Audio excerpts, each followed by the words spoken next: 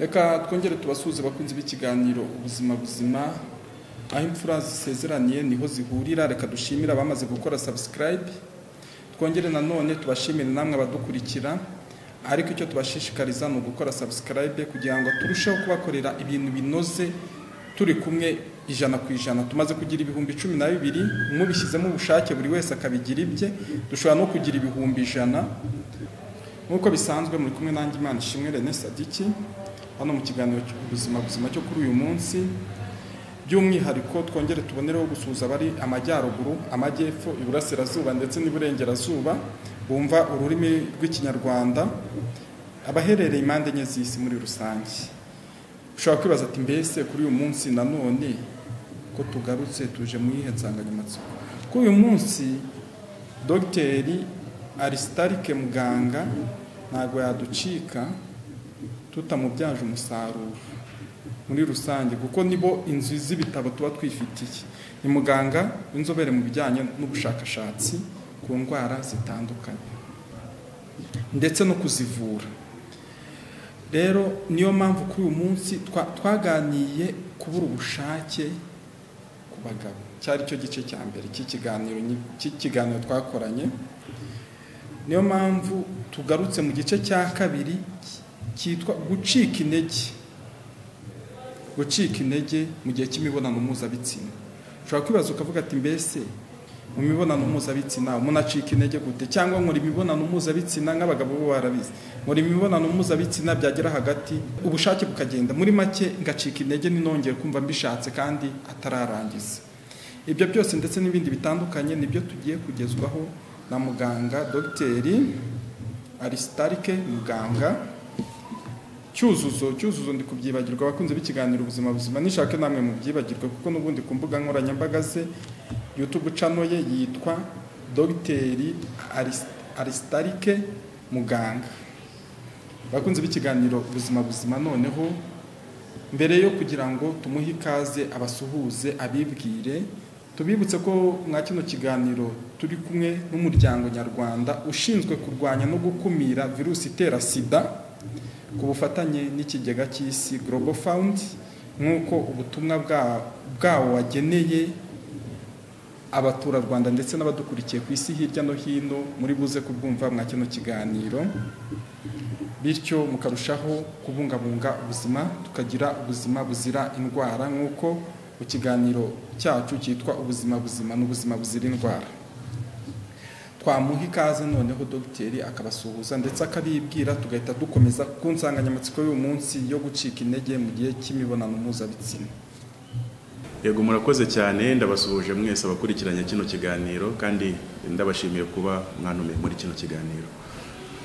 Murakoze cyane Dogiteri. Bakunze b'ikiganiro ubuzima buzima, mushobora no kugenda kuri YouTube channel yitwa Aristarike Muganga, akaba ari YouTube channel ya Dogiteri Cyuzuzo Aristarike, aho abagezaho byinshi bijyanye n'ubuzima bwacu bwa buri munsi bigendeye ku bushakashatsi, kuko ni inzobere mu bijyanye n'indwara zitandukanye, ariko by'umwihariko no mu bushakashatsi ku bijyanye n'ubuzima bwacu bwa buri munsi. Niyo mpamvu uyu munsi twamwitabaje mu kiganiro ubuzima buzima. Muzi ko ikiganiro ubuzima buzima ari ikiganiro cy'ubuzima kibagezaho byinshi bitandukanye byerekeranye n'ubuzima bwanyu bwa buri munsi, hamwe n'inzobere nyinshi zitandukanye mu by'ubuzima. Niyo mpamvu kuri uyu munsi twamwitabaje kugira ngo adufashe kubagezaho byinshi bitandukanye byerekeranye n'ubuzima bwacu bwa buri munsi. Abakunzi b'ikiganiro Dogiteri akora kuri Dogiteri Aristarike Muganga, nabo mwaza hano ku kiganiro ubuzima buzima mugakora subscribe ndetse mukareba n'ibiganiro byinshi bitandukanye hamwe n'inzobere nyinshi zitandukanye mu by'ubuzima. Dogiteri, tubahaye ikaze ku nsanganyamatsiko y'uyu munsi igira iti gucika intege mu gihe cyo gutera akabariro. Murakoze cyane. Dushobora kubivuga mu magambo atandukanye. Ubundi ibibazo abagabo bagira mu bijyanye n'imibonano mpuzabitsina biri mu byiciro bitandukanye. Hazamo icyiciro kijyanye n'ubushake, kubura ubushake, hakaza gucika intege, hakaza n'ibijyanye no kurangiza. Ni ukuvuga ngo hari ibijyanye n'ubushake nyine libido cyangwa se desire, hari ibijyanye na erection aribyo bita erectile dysfunction, hakaza n'ibijyanye na ejaculation cyangwa se premature ejaculation. Ni ukuvuga ngo icyo turi bwibandeho uyu munsi nicyo cya kabiri kijyanye no gucika intege. Gucika intege rero bijyana n'iki? Ubundi mu mikorere rusange y'umubiri iyo umugabo ashatse gukora imibonano igitsina kirahaguruka. Guhaguruka kw'igitsina biterwa nuko umubiri iyo umaze kubona sinyari zigaragaza yuko igikorwa kigiye kuba, hari ukuntu imitsi y'amaraso ijyana amaraso mu gitsina ifunguka ikohereza amaraso mu gitsina. Igitsina kigizwe n'inyama isa naho imeze nka eponge, ku buryo iyo amaraso yinjiyemo ahita atuma ibyimba, noneho igitsina kikabona gufata umurego. Rero iyo harimo ikibazo icyo ari cyo cyose gishobora kwinteragitinga muri iyo processes yo gutuma igitsina gifata umurego, nibwo umuntu ananirwa gufata umurego. Rero bishobora kuba ari ibintu amaranye igihe, ari ibintu yavukanye se, donc igitsina cye kitajya gihaguruka. Ibyo ni ibintu biri chronique bishobora guterwa n'indwara runaka. Hakaza ibishobora kuba bitewe n'indwara za vuba, wenda se nka diabete, wenda se kunywa inzoga nyinshi cyangwa se itabi, bishobora kwangiza ya mitsi y'amaraso ijyana mu gitsina, bigatuma idafunguka bihagije ngo amaraso yuzure mu gitsina. Hari n'igihe imitsi y'amaraso ishobora kuziba mu gitsina, bigatuma amaraso atinjiramo neza cyangwa se akinjira igice kimwe. Ibyo byose ni ibibazo bijyanye no gucika intege ku mugabo mu gihe cy'imibonano. Hari ushobora gucika intege agitangira gukora imibonano, igitsina kikananirwa gufata umurego bya burundu. Hari ababikora akabikora bwa mbere ariko bwa kabiri bikanga. Hari n'ababikora bageramo hagati neza mu igitsina kigacika intege atanarangije. Urumva rero ni ibibazo bitandukanye bigize indwara nazo zigiye zitandukanye kandi zivurwa no mu buryo butandukanye. Ese Rosine na Bosco mwamufite amakuru ku buzima bw'imyororokere? Ku buzima bw'imyororokere natwe urubyiruko dukwiriye kwifata, byakwanga tugakoresha agakingirizo, kuko imibonano mpuzabitsina idakingiye dushobora kwanduramo indwara nyinshi zitandukanye, nk'urugero virusi itera sida ndetse n'izindi. Ukeka ko hari ahandi waba wanduriye virusi itera sida, wakihutira ku ivuriro rikwegereye bakagufasha byihuse. Rubyiruko rugenzi rwanjye, twirinde ibiyobyabwenge ndetse n'ibisindisha bishobora kudushora mu gukora imibonano mpuzabitsina idakingiye, bikatuviramo gutwara inda zitateganyijwe ndetse no kwandurira indwara zandurira mu mibonano mpuzabitsina. Ubu butumwa bumugejweho n'umuryango nyarwanda wita ku bafite virusi itera sida no gukumira ubwandu bushya ANSP+ ku bufatanye n'ikigo cy'igihugu cy'ubuzima RBC ku nkunga y'ikigega cy'isi Global Fund. Murakoze cyane muganga gusobanurira abakunzi b'ikiganiro ubuzima buzima byinshi bitandukanye byerekeranye no gucika intege. Tukaba dusobanukiye yuko gucika intege birimo ibyiciro bigeze kuri bitatu nimba mbyumvishe neza. Noneho gucika intege umuntu agitangira gukora imibonano mpuzabitsina, gucika intege umuntu ari gukora imibonano mpuzabitsina, noneho no gucika intege umuntu ataratangira. Bakunze b'ikiganiro ubuzima buzima, tubibutse ko mushobora no kunyarukira kuri YouTube channel yitwa Aristarque Muganga, bityo mukareba ibiganiro byinshi bitandukanye bya Dr. akora mu bijyanye n'ubushakashatsi ku ndwara nyinshi zitandukanye, kuko n'umuganga w'inzobere mu bijyanye no kuvura indwara zitandukanye ndetse n'ubushakashatsi ku ndwara. Noneho Dr. tugitangira muri rusange dusobanuriye buri gace ikigatera ndetse n'uburyo yenda nimba kashobora kuba kavurwa. Yego. Indwara zose zijyanye no gucika intege mu gihe cy'imibonano, ni ukuvuga kuba igitsina kitabasha gufata umurego mu buryo buhagije, inyinshi ziravurwa kubera ko process ituma umubiri wohereza amaraso mu gitsina ni process izwi kwa muganga kandi ishobora no gukemuka. Akenshi umuntu ucika intege agitangira imibonano, donc hashobora kuzamo ibintu byinshi. hashobora kuzamo kuba ari ibintu biri ibintu yavukanye cyangwa se hari ikosa ryabayeho mu mimerere yiwe bituma umubiri udakora mu buryo buri normal. Ibyo ngibyo nibyo bamwe bashobora no kwita ngo ni uburemba, kuko ni ibintu nyine donc umuntu aba yaravukanye. Kubikosora bishobora kuba gukosora icyabiteye, ikibazo kiri genetike cyabiteye, ariko ibyo ngibyo hari n'igihe rimwe na rimwe abaganga bashobora kwemeza yuko bishobora kudakira. Iyo rero ari bibasha gukosoka, hari imiti dukoresha kugira ngo dukreye dufungure iyo mitsi y'amaraso ijyana mu gitsina, hanyuma umuntu abashe gukora imibonano.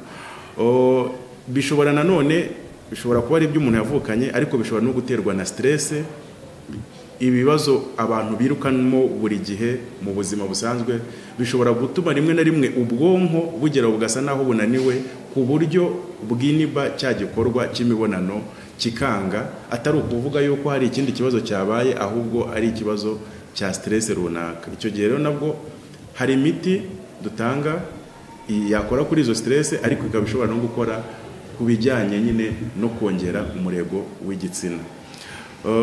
Ku bijyanye na babandi bashobora gukora imibonano, donc gukora imibonano ariko yageramo hagati igitsina kigacika intege, ibyo nabyo hari imiti yabyo ibivura. Imiti dukoresha n'ubundi ni ya miti ifungura imitsi ijyana amaraso mu gitsina, hanyuma igatuma ubwonko burushaho kongera gukosora imikorere yabo. Ibindi rero bijyanye no kuba umuntu yacika intege igitsina, ariko igice kimwe cy'igitsina. Hari umuntu uvuga ko ashobora gushyukwa, ariko umutwe w'igitsina ugasigaraho nta mbaraga ufite, cyangwa se ugasanga igice kimwe gifite imbaraga, ikindi kikaba nta mbaraga gifite. Akenshi aho ngaho biba biterwa nuko imwe mu mitsi y'amaraso yo mu gitsina yaba yarazibye. Ibyo rero bishobora gusaba ubuvuzi bwigiye imbere, harimo naho bishobora gusaba ko umuntu abagwa.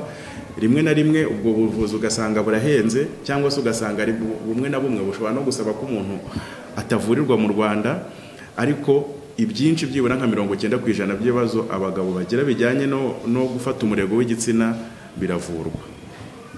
Hanyuma tukagaruka nanone ku bijyanye rero n'imiti ikoreshwa.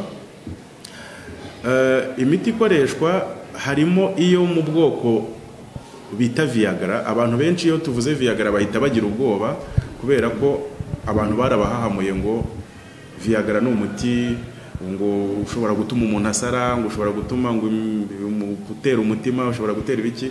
Hari ibintu byinshi babivugaho, ariko twebwe tuwukoresha nk'umuti ushobora kuvura ikibazo runaka mu gutera akabariro.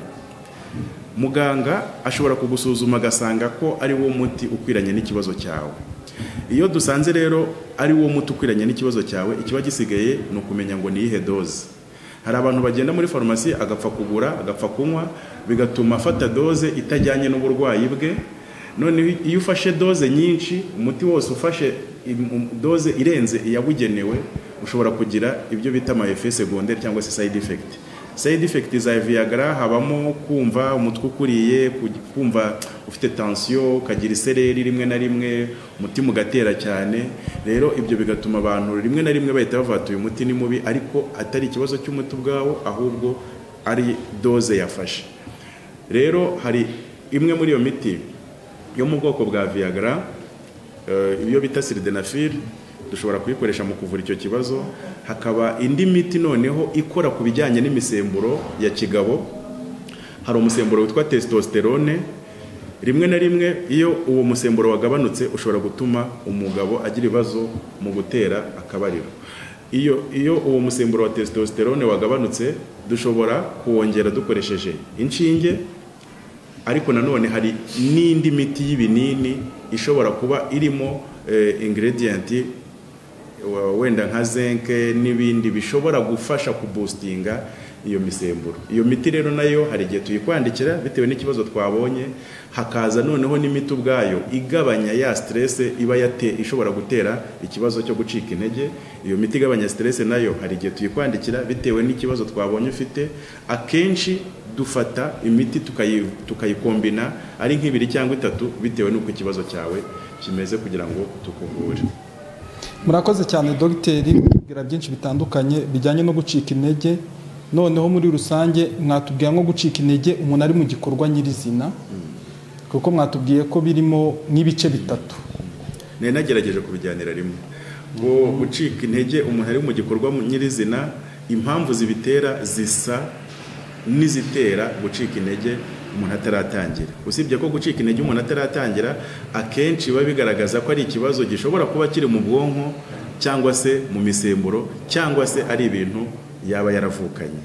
Ubwo rero iyo atari ibintu yavukanye akaba ari ibintu bije ako kanya, tugerageza kureba ikintu cyabiteye, no kuvuga imisemburo yo mu mubiri, tukareba histoire, niba hari stress runaka, niba hari bifa afitanye n'umugore, niba hari ikintu cyabiteye nacyo tukagikoraho tukivura. Rero haba gucika intege mu gihe cy'imibonano, haba gucika intege mo hagati, haba no gucika intege igice kimwe cy'igitsina, byose nabaye nkaho mbijyaniye rimwe kugira ngo turebe impamvu zose zishobora kubitera.